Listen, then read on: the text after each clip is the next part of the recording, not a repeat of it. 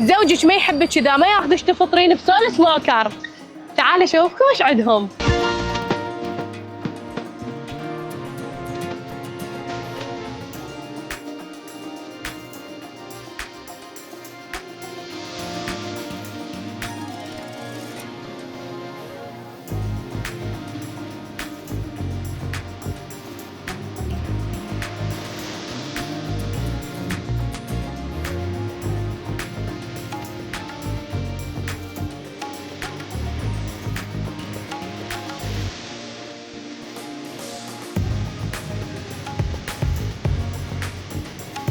هلا عظامة، فطور اليوم يم سول سموكر فرع الأعظمية.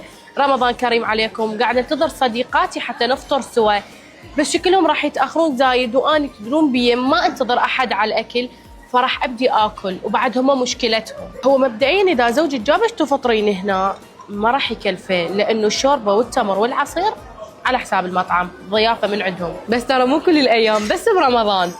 وكالعادة أنا أبدي بالطبق بعدين بالمقبلات، لأن المقبلات بالنسبة لي هي حلاية. جايز البرياني خيال، عمركم خسارة إذا ما تجون تجربوا. الشيف قال لي لازم تاكلين الرقبة ويا العسل.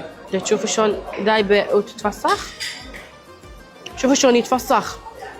هذا صار طبقي المفضل، راح انهار كلش طيب. من تجون ضروري تقولون لهم نريد فتوش، يعني لازم تنزلون الفتوش، أهم شيء بالمقبلات. والفتوش عندهم بصراحة هاي مو إعلان، راح أحكيها بكل صراحة، أطيب فتوش كل المطاعم اللي جربتها هو الفتوش مال سول سموكر. ولا تنسون همات، أنا مسخن والكبة وعلى ضمانتي. هذه الدجاجة ويا 3 أنواع تمن، تمن أبيض وأحمر وأصفر،